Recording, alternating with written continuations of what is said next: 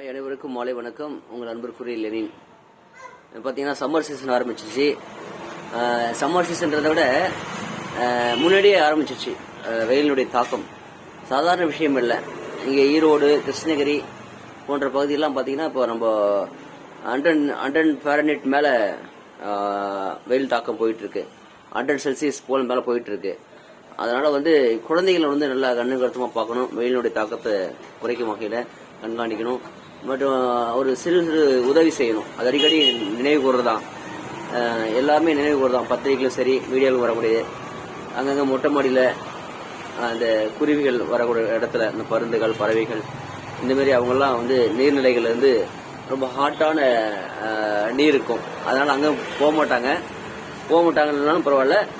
அங்கே இந்த வீடுகளை தேடி வரக்கூடிய இந்த பறவைகளுக்கு, சின்ன சின்ன பறவைகளுக்கு கொஞ்சம் நம்மளால் முடிஞ்ச அளவுக்கு ஒரு கிண்ணத்தில் இல்லைன்னா ஒரு கப்பில் இல்லைன்னா தொட்டாங்குச்சி இருக்குல்ல, தொட்டாங்குச்சி சொல்லுவாங்க கோயம்புத்தூர் சைடில், அதில் கொஞ்சம் நீரை வைங்க. நீரை வச்சா அது கொஞ்சம் பயன்பெறும். ஏன்னா இன்னைக்கு லிவிங் த ஃபுட் செயினில் அது ரொம்ப இம்பார்ட்டன்ஸு. ஒவ்வொன்றும் ஒவ்வொரு சான்றது தான். உங்களுக்கு தெரியும், மனித வாழ்க்கைக்கு இந்த பஞ்சபூதங்களோட தொடர்புடைய அனைத்து ஃபுட் செயினும் தேவைதான். இப்போ அழிந்து வரும் நிலையில் இருக்கு. எது? சிட்டுக்குருவி. ஏன்னு கேட்டால் அதனுடைய பரிமாண வளர்ச்சி குறைவாக இருக்குது. எதனால காரணம் கேட்டால் அதற்கான அந்த தீனி, அதற்கான அந்த கால சூழ்நிலை அமையாத காரணமும் இருக்குது. அது போக இந்த மெயின் வயலேட் பண்ணுறது டவர்ஸ். அந்த டவர்ஸினுடைய தன்மை அதற்கு ஏற்றுக்கொள்ள முடியாத இருக்குது. அதனுடைய எஃபெக்டில் நிறையா பறவைகள்லாம் இறக்க ஆரம்பிக்குது. அதனால் இப்பயும் பார்த்தீங்கன்னா சிட்டிக்குள்ளே நிறையா பறவை வர காரணம் என்னன்னா சவுண்டு பொல்யூஷன் ஆரன் பொல்யூஷன் இருக்கு. அது வேற. மனிதனுடைய சில குளறுபடிகள், நிறைய காடுகளை அழிச்சிட்டாங்க, மரக்கொடிகளை அழிச்சிட்டாங்க.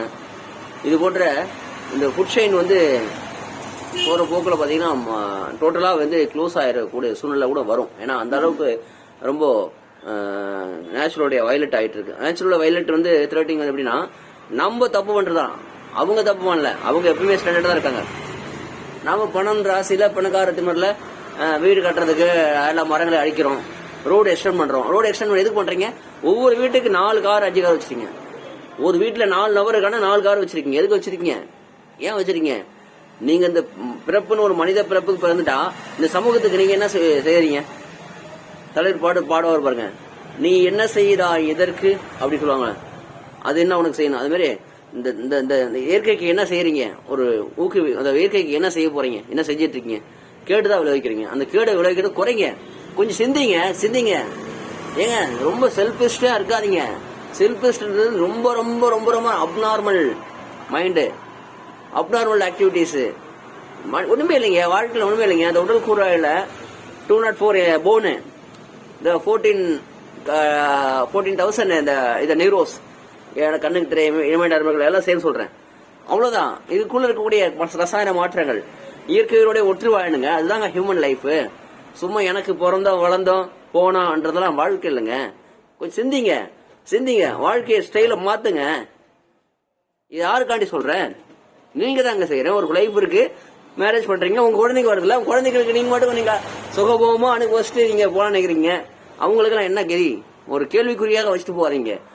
அந்த இடத்துல ஒரு நல்ல ஒரு முற்றுப்புள்ளி, ஒரு நல்ல விடயமாக வைக்கணும். ரொம்ப வாழ்க்கையில ரொம்ப ரொம்ப தேடல்கள், ஒரு டிஃப்ரெண்டான திங்கிங், நிறைய திங்க் பண்ணணும். டிஃப்ரெண்டா தவறான பாதையில் நல்ல சிந்தனையை திங்க் பண்ணணும். கொஞ்சம் சின்ன சின்ன விஷயத்துல கூட ஒரு நல்ல விஷயங்களை அர்ப்பணிக்கணும். சும்மா வந்தோம் போனோம் அப்படிலாம் லைஃப்ல ஏன் எண்ணிக்கடங்காத நியூட்ரான்கள் பிரெயின்ல குமிஞ்சு கிடக்குதுங்க. மில்லியன் கம்ப்யூட்டர் வரைக்கும் ஸ்டோரேஜ் தான். சும்மா million computer storage million computer system. அதை விட ஸ்டோரேஜ் இங்க நிறைய இருக்குங்க. யூட்டிலைஸ் பண்ணுங்க. பிரெயின் யூட்டிலைஸ் பண்ணுங்க. பிரெயின் யூட்டிலைஸ் பண்ணுறதுக்கு ஈஸியான இது இருக்கு. திங்க் பண்ணுங்க. கொஞ்சம் திங்க் பண்ணுங்க. பிரெயினை நீங்க திங்க் பண்ண ஆரம்பிச்சதானே திங்க் பண்ணுங்க. அதை யூஸ் பண்ணாம வச்சிருக்கீங்களே. யூஸ் பண்ணுங்க. எதுக்கு யூஸ் பண்றீங்க? உங்களுக்காண்டி, உங்க சமூகத்துக்காண்டி. சும்மா நான் மடுங்க வந்துட்டோம், போனோம், சாப்பிட்டோம், படுத்தோம், தூங்கணும், லைஃப் ஸ்டைல். இதுனா லைஃப் ஸ்டைலு. அது எல்லாமே பண்ணுதுங்க. மிருகங்கள் பண்ணுது. இது யாரு? நான் மற்றவங்களை கம்பேர் பண்ணி பேசல, சொல்றேன். லைஃப் அவருடைய ஸ்டைல், அவங்க ஸ்டைல் அவங்க பண்ணிட்டு இருக்காங்க. யாரு? மிருகம் பண்ணிட்டு இருக்கு. என்ன ஒண்ணு, அது 5 அறிவு. சில விஷயங்கள் நம்ம மனிதனா சிந்திச்சு, சில விஷயங்கள் நம்ம வந்து அசுத்தத்தை வந்து நம்ம வந்து இது பண்றோம், மனிதனை கூடிய உறுத்தா கூட செய்யறோம். இது என்னங்க வாழ்க்கை? இது இல்லைங்க வாழ்க்கை. இன்னும் நிறைய இருக்குங்க, இயற்கை நிறைய இருக்கு, ஏகப்பட்டது இருக்கு கத்துக்கூடிய விஷயங்கள். ஒவ்வொரு நொடி பொழுதும் வாழ்க்கையில வந்து கத்துக்கணுங்க. அது ஒழுக்க சார்ந்ததாக, இந்த சமூகம் பயன்படுறதாக இருக்கணும். இதெல்லாம் யாருங்க சிந்திக்க மாட்டேங்கிறீங்க? சிந்திங்க, தயவு செய்து சிந்திங்க. வருங்கால சந்ததிகளுக்கு நல்லா பண்ணுங்க. இந்த உலகம், இந்த பூமி என்ற ஒரு கடை பயன்பெறதற்கு கொஞ்சம் முடிஞ்ச அளவுக்கு ஒரு நல்லது செய்யுங்க, அவ்வளவுதான். ஒரு வீட்டுக்கு ஒரு மரம் நடுங்க. இன்னைக்கு பாத்தீங்கன்னா திட்டம், நல்ல திட்டம் கொண்டு வந்தாங்க. நிலத்தடி நீர் திட்டம் நல்லா கொண்டு வந்தாங்க. என்னது, வீட்டுக்கு வீடு கூடிய தொட்டி, அதாவது மழை நீரை சேகரிக்கணும் சொல்லி அருமையான திட்டம். அது எங்க இருக்கு இப்போ? ஏன் பண்ணலாமே? ஃபண்டு வச்சிருக்கீங்களா, கையில காசு வச்சிருக்கீங்க, நிறைய வச்சிருக்கீங்களா, அதை செஞ்சு செயல்படலாமே. யாருக்கு பண்றீங்க? உங்களுக்கு தான் பண்றீங்க, உங்க சமூகத்துக்கு நீங்க வாழக்கூடியதான் பண்றீங்க.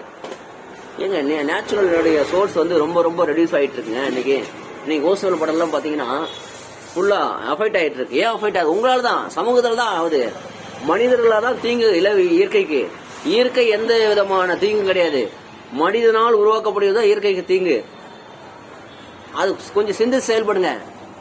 ஏன் இயற்கை சொல்லுதா நீங்க 4 வீட்டுல 4 பேர் தான் வண்டி எடுத்துட்டு ரோட்ல போங்க சொல்லுதா?